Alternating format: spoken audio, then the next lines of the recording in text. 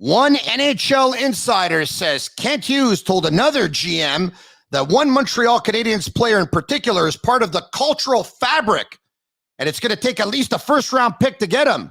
Is it true, or is he just saying that because he wants more for that player? And should the Montreal Canadiens trade a goalie and or a player to an arch rival? And can they get that prospect out of Calgary? Will we have a busy trade deadline? That and much more with former NHL GM and a scouting guru of TSN, Craig Button. He's coming up. Turn up your volume. Because you're about to listen to The Sick Podcast with Tony Marinaro. The sickest Montreal Canadiens podcast. And now a 24th Stanley Cup banner will hang from the rafters of the famous Forum in Montreal. The Canadiens win the Stanley Cup. Sports entertainment like no other. Brought to you by 8.6 Beer, intense by nature, and La Cage. If the last time you went to La Cage was when the Habs won the cup, it's time you went back to La Cage. The menu will surprise you.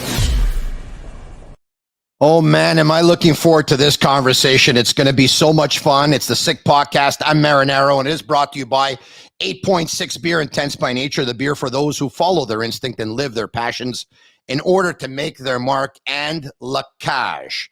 If the last time you went to La Cage was when the Habs won the cup, it's time you go back to La Cage. The menu will surprise you. And I'm going to bring in my friend here. And when I do, and I hope he's going to visit Montreal sometime soon, because when he does, I will bring him to La Cage. It's a pleasure today to be joined by Craig Button of TSN. What's going on? Not much. Hey, listen, back in the day, loved La Cage. So to your point, if the last time you were at La Cage was when they won the cup, get there. It's still darn fun, and it's still good food. Well, they've revamped. You have to see it. Their places are, their establishments, their restaurants are looking absolutely unbelievable. They brought in some of the best staff in the city. And so they've revamped the way Jeff Gordon and Kent Hughes want to revamp. They've revamped the same way. But Craig, welcome to the program. I appreciate you doing this. I know you have a podcast yourself. Here's your opportunity to give it a plug. Go for it. Well, I mean, Steve Coolius and I have worked together for a long, long time. And, you get asked, Tony, I'm sure you were asked to do different podcasts, different things over time. But, you kind of go, okay, it takes time. You want to do it well. And who do you want to do it with? And for me, Steve and I are real good friends, and we really enjoy one another. So we came up with the idea of the Cool Button Hockey Podcast, and that's what we do. We just have a whole lot of fun and everything. We'll have to get you on one time. Oh, that'd be cool, Craig. I appreciate on it, that. But because your passion for the Montreal Canadiens, there might be people as passionate as you. There's nobody more passionate than you, and that's what makes sports great, is the passion of the fans. Thank you so much. And for those who are not aware, and I think most would know by now, you are a former Montrealer, and you still have your mom here. I think she's living on the West Island, right? Yes, that's correct. She lives in Pierrefonds, same house we grew up in. And so, we always joke with her, like, do you want to move? She's like, why would I move? Like, what are you talking about? I'm not moving. Because she's rooted in it, and she loves it. And, with spring in the air, and, hopefully, things becoming a little bit better with respect to the pandemic. My mother's 83 years old. So, she doesn't want to put herself at any type of risk, and we got to protect our loved ones, and certainly the people that are a little bit older. So, but she's a Montrealer through and through and through. So I would imagine you're going to be back in Montreal for the draft. Will you be back before then? Well, yeah, I'm going to probably see what's funny about that is that with the NHL season this year, the Memorial Cup is right up until the end of June during the Stanley Cup final. There's not going to be much time, from the end of the NHL regular season, Memorial Cup to the draft. So I'll be in there a few days ahead of time, but I'll tell you what my plan is. My plan is to be there for a few days after. And then, that's cool. And then awesome. My wife, who's from Montreal as well, we're talking about coming back at the beginning of September and spending some time. Oh, that's amazing. So you obviously grew up a Canadiens fan. Oh, totally. We're doing something on the trade center about our most prized possession. So I'll share it with you now. And you might be surprised to hear it's not my Stanley Cup ring. I mean, Okay. Stanley Cup ring is more of an accomplishment. It's something that so many people were a part of, and you share that with all those people. But my prized possession is our season ticket seats for the Montreal Forum. Oh, they really? They sit right in my front foyer. And so that is my pride, because it takes me back to all those memories of being a kid and being in the Montreal Forum and watching some great games and watching great players. And, so I'll never forget those things. And, whenever I look at those seats, and it's amazing, Tony, people come into our house and there's like, oh boy, like, are those the Montreal Canadiens? Are those seats from yep, they're from the Forum, right? So to me, and it's the great memories of being in there. And obviously it was a little bit different. We didn't get to go to all the games. I was a little bit older when I got to go to more games. But they called it the Cathedral. They called it and it was. And for Montreal Canadiens fans, the Forum was the Cathedral. Yeah, Hockey you're right about that. religion. So I was born in 72, and I think I was like 6.5 years old. And believe me, Craig, when I tell you this, and I know you do, because you know how important hockey was to us Montrealers and Canadiens fans. And my dad came here from Italy in 1967, and he fell in love with the Montreal Canadiens right away, and especially that Stanley Cup from 71. He still talks about that. And I remember in 79, my dad was like really, really nervous. The Canadiens were down a goal to the Boston Bruins with about a minute and a half to go in the game, and Guy Lafleur scored to tie it up. And my dad screamed so loud and jumped up and down so much that it stayed. Like, I remember that moment. That was my first moment in my childhood and my youth. It marked me, and I remember it. And my first memory of Guy Lafleur. And, even though he had played his best hockey from 76 to 79, and I started in 79, he was still my favorite player. I mean, he's still a heck of a hockey player in the early 80s, no doubt about it. And he ended up retiring in 85 for the first time. But, at Christmas time, you talked about your prized possession. At Christmas time, I said to myself, I love Guy Lafleur so much as a player and as a person, as an athlete. And he was my first ever sports idol. And I went out and I got myself his jersey as a Christmas gift to myself. And I put it out there on social media, and it got to Guy's attention. And he said to a mutual friend of mine or of ours, he said, get me Tony's jersey right away.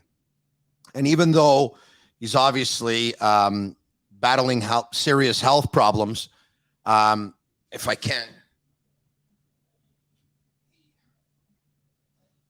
Oh, yeah, it's beautiful.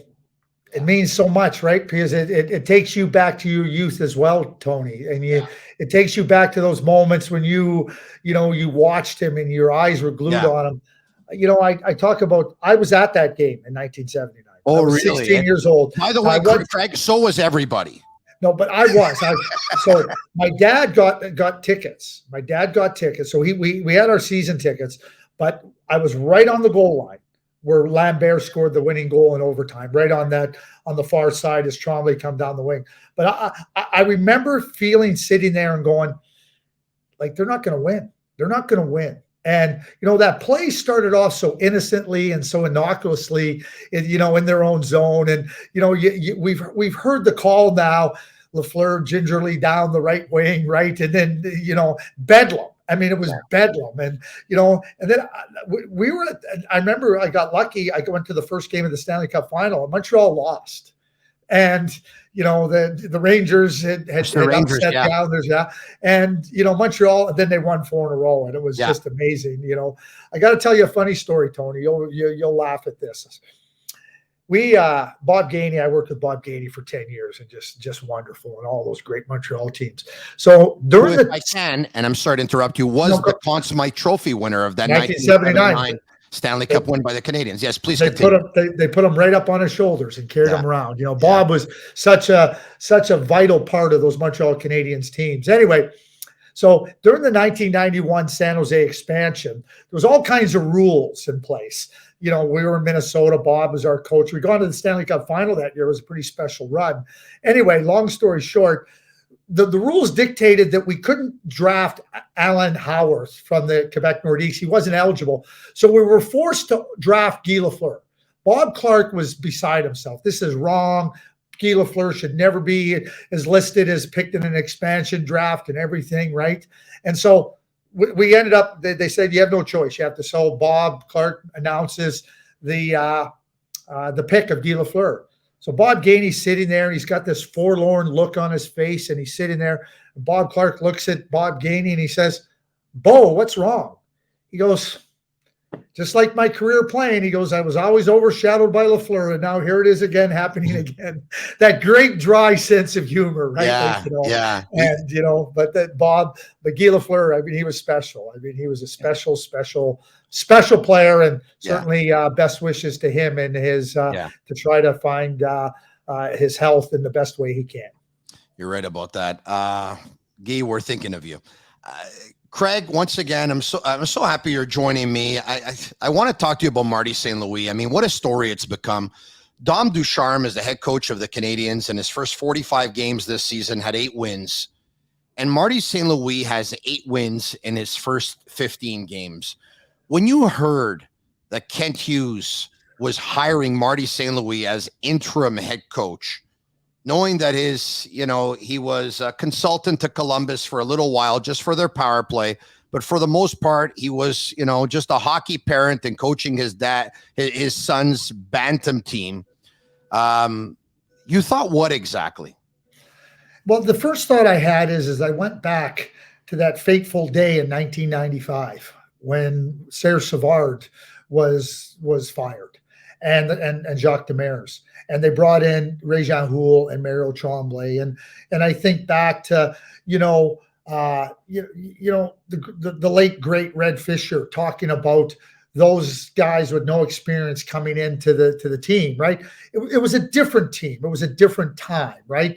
The expectation was very different for that Montreal Canadiens team than what the expectation was here. So, but that was my immediate thought, Tony, was going back to then. And, we all know what happened with Patrick Waugh and ultimately his departure from Montreal.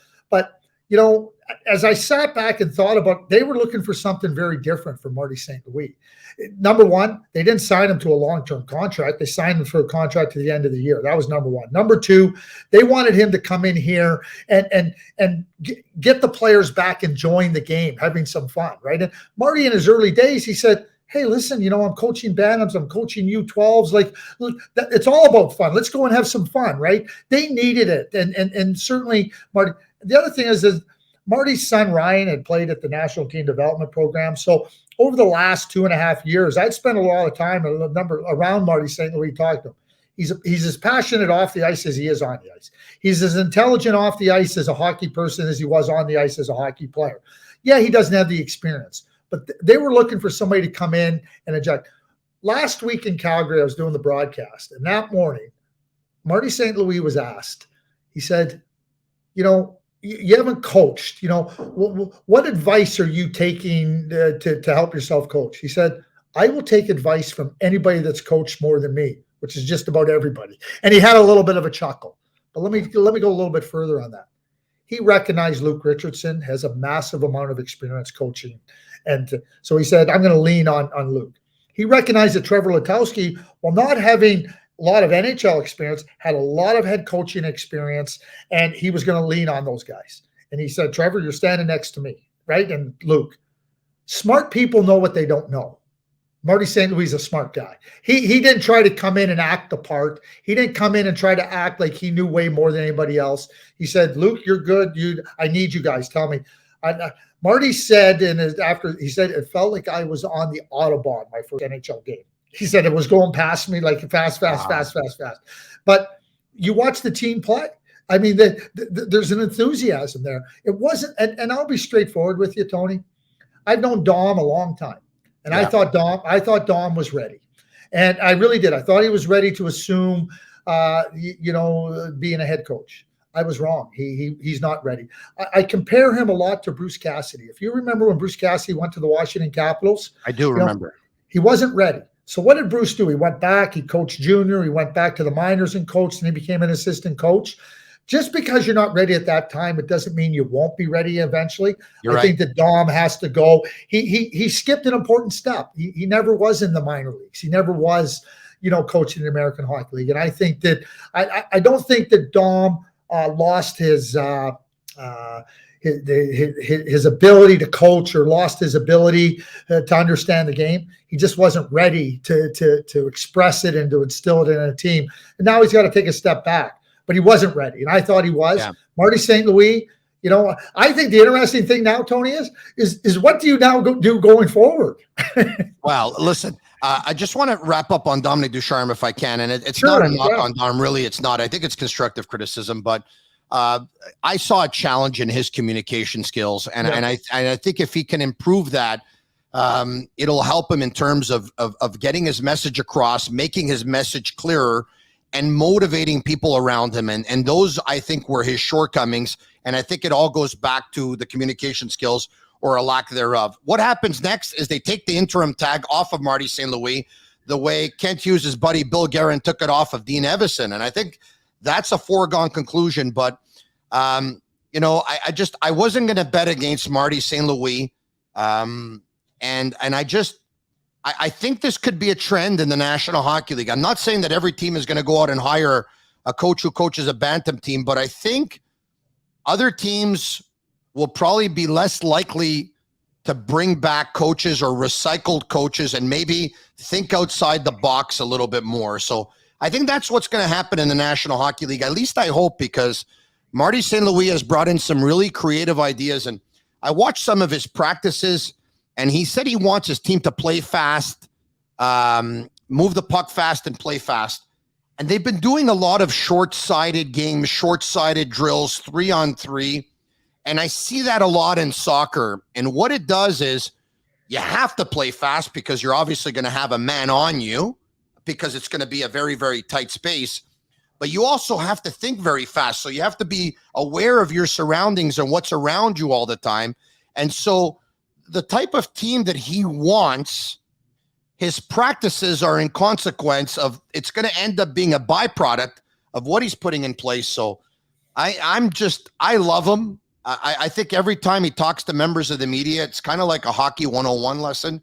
And he has the humility to admit when it's going fast. Like, I have a story for you. When they lost versus Winnipeg a couple of weeks ago, they were down 4-0. They came back 4-4. They lost 8-4.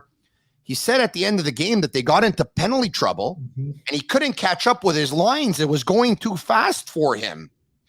And then on another note, he was asked on the weekend what his plan was for his goalies because they were playing back-to-back. And he said, oh, yeah, that's a good question. I hadn't thought about that.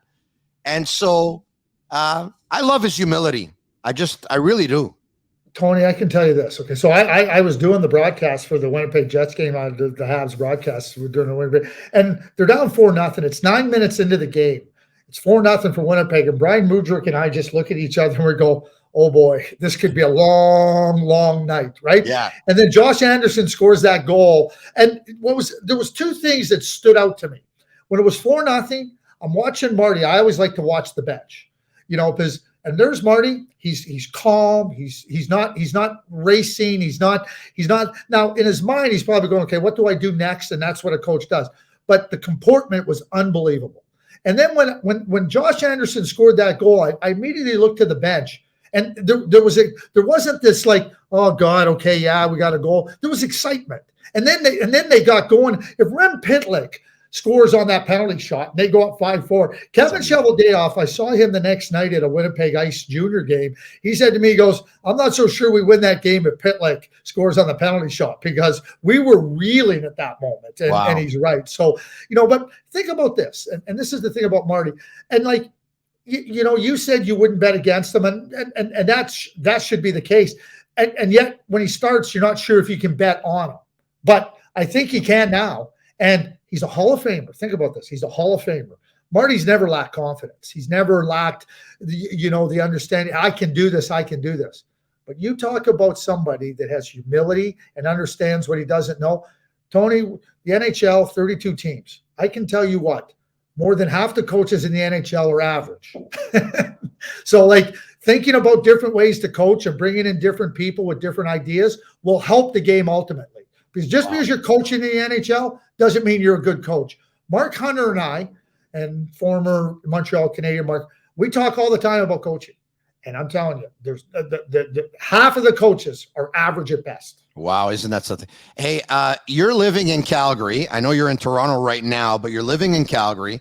And Ben Sherratt's name has been linked to the Calgary Flames. Now, based on what we had heard before, it appeared that the Canadians wanted to include him in the Toffoli deal that went to Calgary, but the Canadians may have asked for Jacob Peltier, and Brad Treliving said, okay, thanks, but no thanks. Let's move on and let's forget about Sherratt for now. But the Calgary Flames are still interested, and the Canadians are still interested in Jacob Peltier.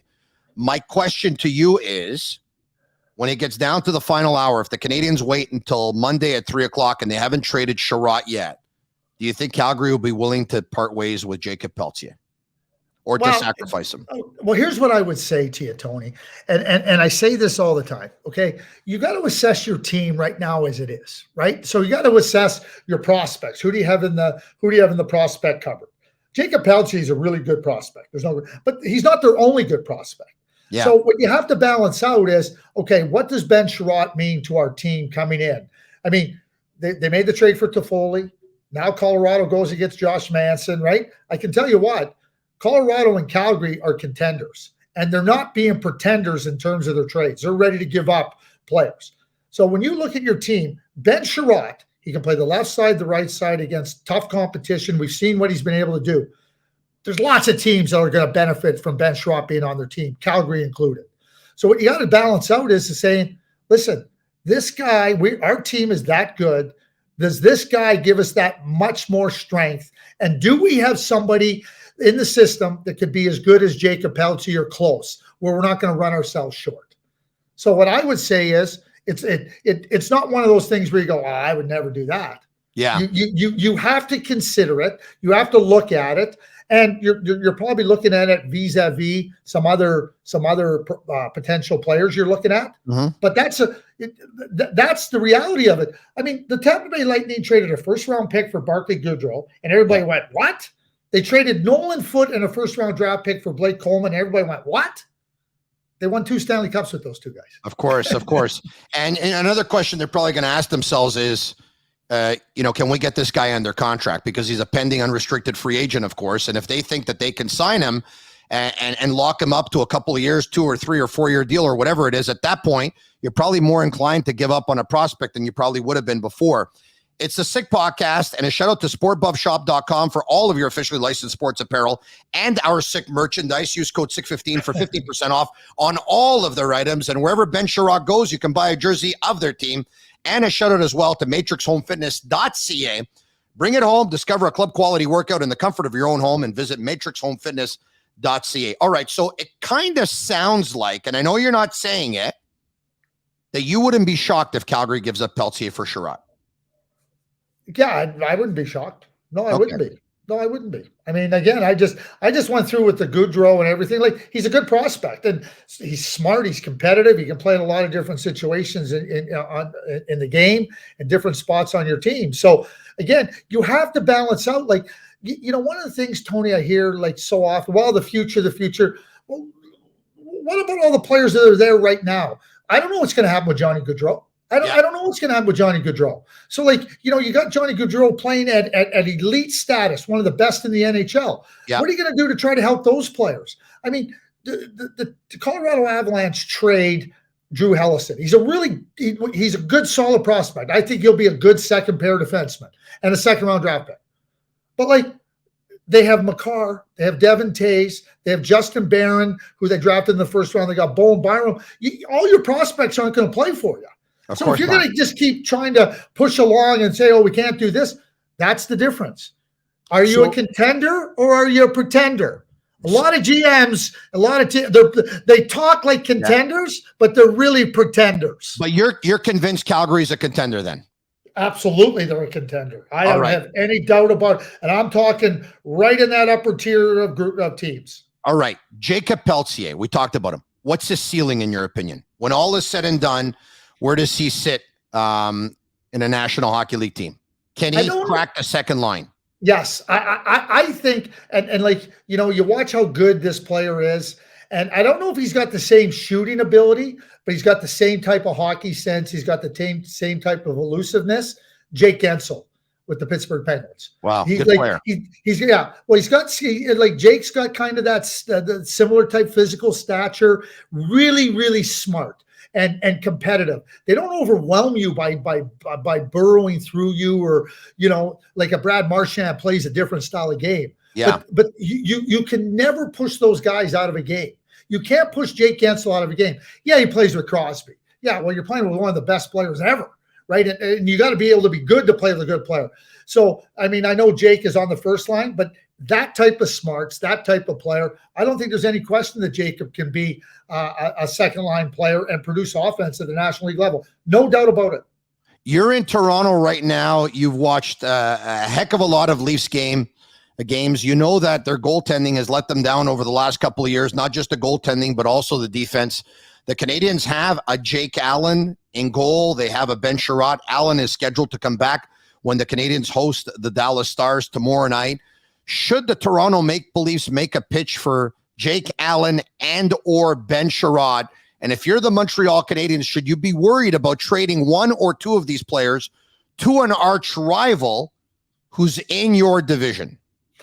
So I'll answer the second question first, Tony. I think that the general manager's job should always be, what can you do to maximize the potential of your own team? If that means trading with an arch rival, then you got to do that. That's the first goal of doing that. Toronto and Montreal right now are in different places.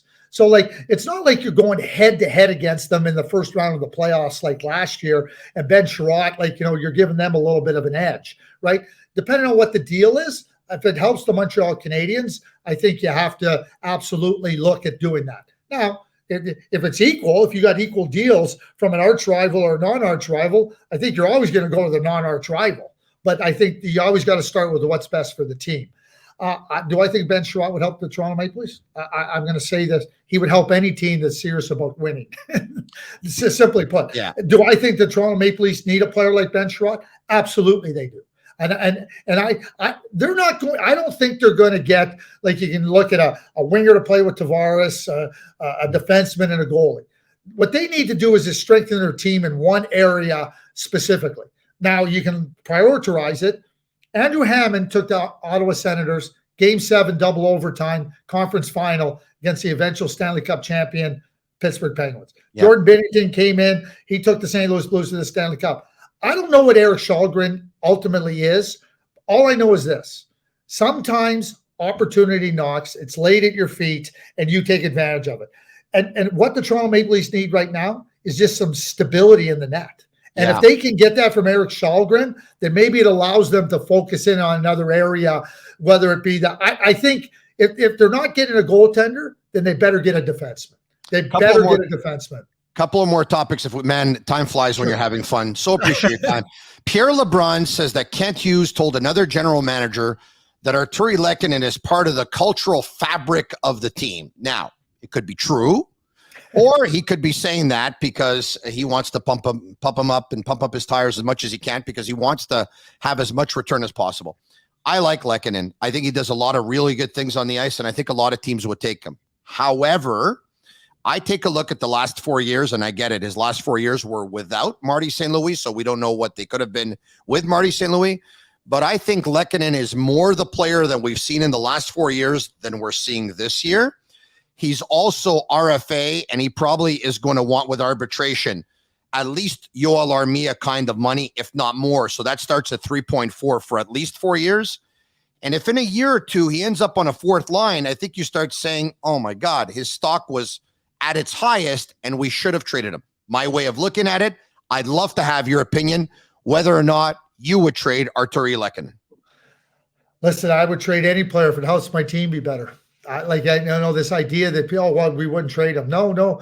You can consider trading any single player you want. You just got to understand what it means. What it means short term, what it means long term, what your organization looks like. Too many teams in all sports, Tony, start with no, I wouldn't do that. I don't start with yes, but I don't start with no. Okay, let's think about that. Let's think about what that would mean. Anyway, we move past that. number one on the arbitration case, the Montreal Canadiens already know what the case is. The agent already knows what the case is. So there's no mystery there. So you're operating in a very clear view of what Arturi Lekkonen's contract will be like. Third point, you're getting a player that you know what he is, right? And whether you're the Montreal Canadiens, you need players, you need different players. But the other thing Montreal needs is cap space, right? Because of some of the contracts that they have. So one of the things that Kent is working on is trying to get cap. That's why Tyler Toffoli was traded. It's not like they didn't like Tyler Toffoli, but they're trying to get cap space. That may be the same thing with Arturi Lekkonen. But for a team looking at Arturi Lekkonen and looking at what he can do and understand, they'll know what the arbitration case is too. And you also can continue on. You can have him for a year. You don't have to give him a 4-year deal. You can give him a 1-year deal. You can give him a 2-year. But I don't think he's an unrestricted free agent. I think in after next year. Yeah. So you give him a 1-year deal. That's okay. You live with it for a year, but he can help a team come playoff time. He's shown that. He's shown that unequivocally. So do I think there's value in Arturi Lekkonen? Yeah, I do. Do I think the team should be interested in Arturi Lekkonen? Yes, I do. And if the Montreal Canadiens can improve their team, go for it because they need cap space. It's the Sick Podcast, and you can follow us on Facebook, Twitter, and Instagram at the Sick Podcast, and subscribe to our YouTube channel. It's absolutely free.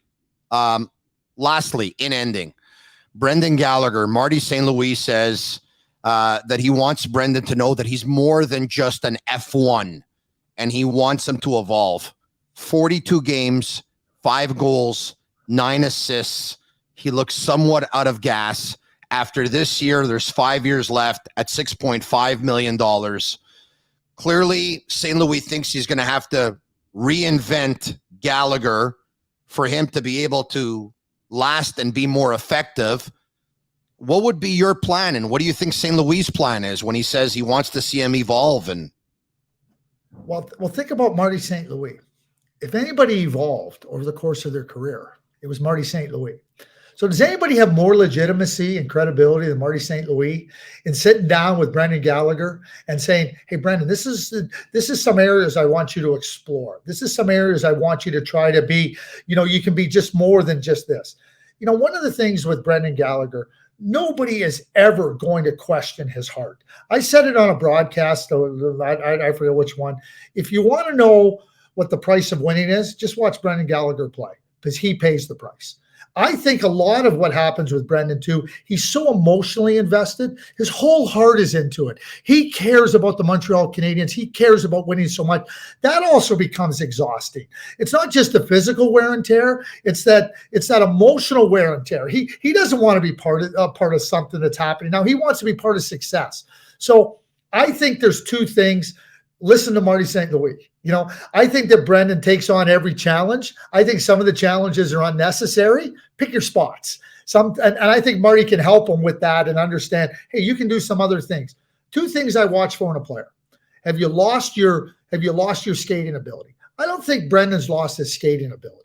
But if you're going to continuously get involved in these physical battles against bigger and stronger players, you're going to wear down, and that's going to ultimately hurt you. So I think that, those are the 2 things that I look at. But the other thing that I think that Brendan Gallagher needs, they need a really good center to play behind Nick Suzuki. Yeah. Like you think about last year, you think about Heaven Philip Deneau, you think about Kotkaniemi where he was at. It's only Nick Suzuki. Christian Dvorak hasn't been very good for the Montreal Canadiens. No, he hasn't. No. So the bottom line is if they got Josh Anderson and Caufield and Suzuki playing, if they want to get Brendan to that spot where he can be productive and be excited and help him be the best he can be with his contract, they need to get a centerman in there. They need to get a good center to play behind Nick Suzuki. It'll help Gallagher. It'll also help Nick Suzuki. Speaking of excitement, Cole Caufield scored 2 goals in 8 seconds. I mean, I have the Lafleur jersey hanging here, and the last 50 goal scorer they had with Richer, it was Richer, and the last 40 goal scorer they had was Danfus. 50 is a big number, but I said this earlier today, and I'm going to say it again. I'd bet on Cole Caufield hitting 40 at one point in his career. Craig, that shot is just too lethal. Hey, listen, there's nothing in a player's repertoire that says you need to be 6'4" to score goals. What you need to score goals is to have a wicked release, an understanding of how to corral the puck and beat a goaltender. I mean, the first shot, he beats him from the left wing side, right? Over the left shoulder. And then on the second shot, on the second goal, 8 seconds later, he beats him over the right shoulder. Cole Caufield, I've watched Cole since he was 15. Okay. He's an elite goal scorer. All you got to do is look at his record over the years. All you got to do is look at his record. You know what's amazing? He's got 11 goals now. Don't bet against him getting 20 this year. And that's after having won, before Marty St. Louis came in. 10 goals and 9 assists in 15 games since Marty St. Louis came in. Isn't that something? Hey, this was so much fun for me, but you know who's going to be most excited about this podcast today? Who? My wife. Because the second I show her, I'm going to say, sweetie, I had a chat with Richard Gere today from Pretty Woman. You look exactly like him. It's unbelievable. Okay. You look like Richard Gere. I'm just going to say this right now. This podcast is over. Thanks for having me. I'm done. I got nothing to say, right? Hey, I hope to see you sometime soon in Montreal. Thanks again, Craig Button. Fantastic. You will. Anytime I can be part of it, we'll get you on the Cool Button Hockey Podcast, right? Love talking with you, Tony, and I'm glad we're able to do that, and look forward to the next time we're not only together, either on the radio or on a podcast, but in person. Merci beaucoup, Craig. All right, there you have it. Craig Button. All right. I want to end it with this. That was a lot of fun. I want to tell you that we will have our first ever Sick Podcast viewing party on Saturday, March the 26th at 7 p.m. when your Montreal Canadiens visit the Toronto Maple Leafs. Where are we going to have this viewing party? Where else? The #1 sports bar in the city, in the province, and in the country. We're going to have it at La Cage, at the Dakari location. So reserve your spot now. I'll be there. All our other contributors will be there. And our sick team behind the scenes will be there as well at La Cage, Dakari on Saturday, March 26th. The Canadiens at the Leafs. Ciao for now. And that's a wrap. Hope you don't miss us too much until next time. Follow the Sick Podcast with Tony Marinaro on YouTube, Instagram, Facebook, Google Play, and Apple Podcasts. The Sick Podcast is brought to you by 8.6, Intense by Nature, and La Cage. If the last time you went to La Cage was when the Habs won the Cup, it's time you went back to La Cage. The menu will surprise you.